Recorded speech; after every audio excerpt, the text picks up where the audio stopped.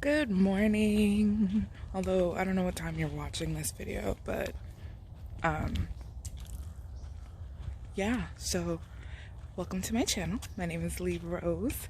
I am taking a beautiful morning walk in my neighborhood right now, and I just have a lot of thoughts going on. I didn't want to do like a video where I'm doing makeup again or washing my face. Although I don't think I've posted anything where I'm showing my like morning routine except for on Instagram. Make sure you follow me on Instagram at Lee Rose Purposeful Love. I think it's spelled almost exactly the same. I might have to double check. I'll make sure I put the link down in the bottom. But please make sure you follow me on Instagram. But yeah, so I got a strange, like, what wasn't strange? I got a text message this morning from the pastor of one of the pastors of my church. It was for a Zoom meeting. I didn't even know what it was about because I didn't get the email, turned out. That or I wasn't paying attention. Probably that one. Morning. So yeah, I'm walking over to the lake as I record this. But listening to that phone, to the Zoom meeting this morning, basically my church is just reaching out to everybody right before each service to like get prayer requests, see how everyone's doing. And I think that's awesome because we're having such a hard time being able to connect, and I haven't been in my church since March. So weird. Like I was there like every day, all up in there, so like there's a strange disconnect going on. That's all I can say. That's how it feels. But ooh, sorry that some of the lighting in this is sucky because I'm walking. But yeah, I think the major thing that I want to talk about, although let me get to a spot where there's good light before I keep going. Morning. I had to like pause for a second because not only was the sun hitting, I was still hitting it. Weird. That's how sunny and beautiful it is out here. There's people out on my lake fishing, which is pretty cool. But yeah, you can hear the cars. Basically, what I wanted to talk about was the fact that yes, this is supposed to be like the happiest season of the year, but is it really? I'm not trying to be a Grinch. I'm not. I am kind of Grinchy sometimes though. Although, hold on. Green's not my favorite color, so I'm not a Grinch. But I remember when I was so much younger, I mean like 12, 13 years old, I was always in the mood to think that Christmas was the best time of year because that's what all the songs say, right? And at that time, of course, for me it is. I'm a kid. My mom gets me presents. We go to family parties. You know, it's beautiful. It's amazing. Sorry, yeah, this sun is like making every shot I'm taking of this walk look terrible. I can barely see me. Hold on a second. Alright, so I found where I want it. I know my face is like totally not makeup because like I said, I woke up. I had like 20 minutes to get ready, so I didn't put any makeup on. So this is my natural face. I'm not putting any filters on because I think that's important. If I'm supposed to be preaching about self-love, I gotta be able to love my face naturally, right? Yeah. But back to my point. In this Zoom meeting, it was just like constant death. And 2020 has been the year of death, pretty much. I mean, symbolically, that means new beginnings is coming, because in order for something new to arrive, something has to die.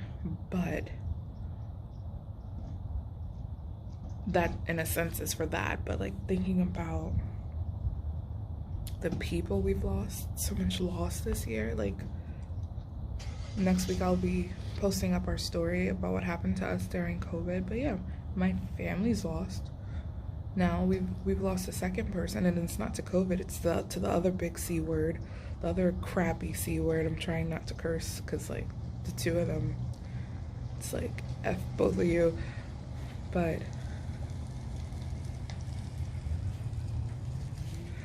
the biggest thing that I want to just talk about is the fact that Christmas, holidays specifically, but Christmas especially, because that's the time that you're supposed to be gathering with your family, but let's be honest, it highlights the fact that you're missing people, and it's so devastating. And so that's what I heard, and I remember someone brought it up, and I remember when I was about 12 or 13, go back to that part of the story because I'm getting like totally all over the place, but I remember we were part of this group at church for drama, and we had a play that highlighted the fact that Christmas, it was a really not so happy Christmas story. I remember people were not too thrilled with this one, and it was long, but basically it was highlighting the fact that during Christmas time there's a lot of loss. People are not happy during this time of year for different reasons. It could be, the other reason is because people are losing money, their jobs. Christmas is not going to be the happy Christmas with gifts, which is probably why I've never been a big fan of Christmas, because it's the whole idea that you have to buy all this stuff and get all these things. And that's why I love Thanksgiving, because you're supposed to be thankful for what you already have. And Christmas has become such a commercialized holiday, and I'm like, what part of this has anything to do with Jesus? But I digress.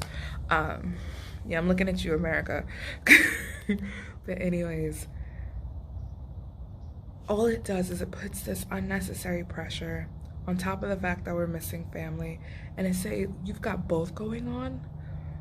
They said suicide rates, and I can only imagine what the suicide rate is going to be like this year because of how bad 2020's been. There's someone in the news, I don't know if he was here in Florida, but young man killed himself, teenager, because he lost everything to COVID.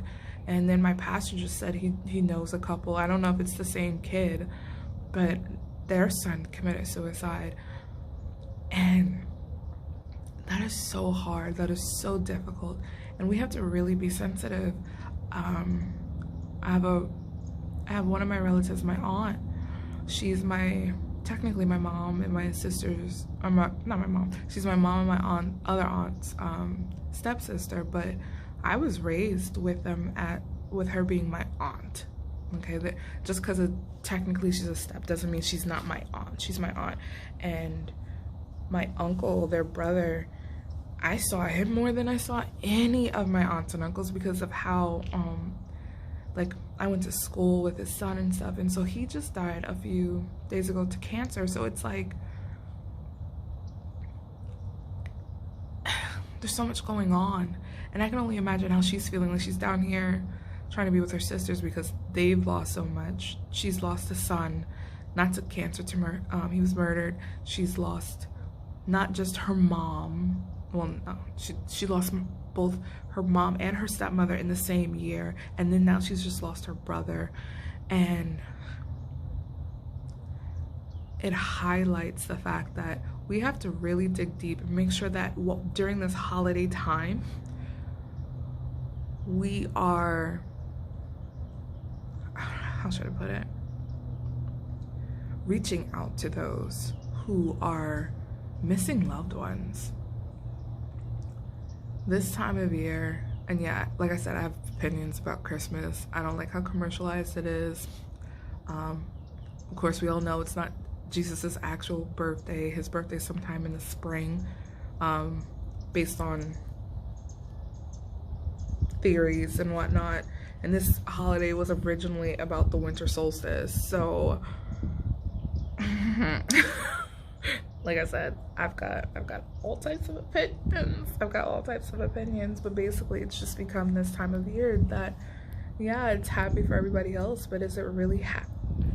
But there's so many people that it's not happy for, and we're about to lose so many more people to suicide. So I am encouraging you guys, reach out to those who you know has lost a person, lost their job, those who already are suffering from mental health, because I know for me, I have suffered from depression, eating disorder, anxiety since since I was about 13 years old. So I know how deep depression can get, because I've had times where I just didn't get out of bed and bathe for days and wouldn't eat unless someone brought me food.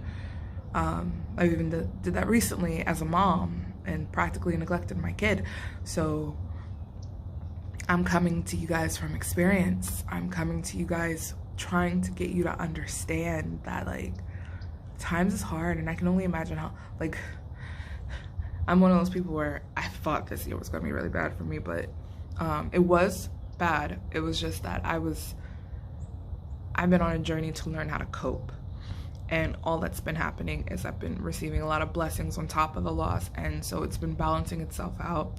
But coping when the bad times are happening has been helping me to stay on track and appreciate when something good does happen. And sometimes people can't do that because all they're seeing is the loss. All they're focused on is the loss. And so maybe we need to help and encourage people see the blessing, acknowledge the loss, because that's the major thing. We're not saying ignore it. Acknowledge the loss. Grieve. You have to grieve. You cannot bottle it up. You cannot hide from it. Nothing. You gotta grieve. But be thankful for what you do have left. Because that was the major thing we got to do when my grandmother died. We got to, yes, we mourned her loss. She's a major loss to our family. She's the matriarch. And no, she's not the matriarch just simply because she was the oldest. She was the backbone of the family. She's the one who taught us all how to be caring, loving people. And if you ask anybody, she was not only a grandmother and a mother to us, but she was a grandmother, mother to our friends and the people we have accepted into our lives as our family. She always made sure everybody felt a part. And so I'm encouraging everybody to do the same thing as my grandmother once said, that she taught me to do, which is what I do when I have friends, family that I love so much. I want you part of my family. I want you to be part of celebrations with us. Like, I that's just how I feel, okay? So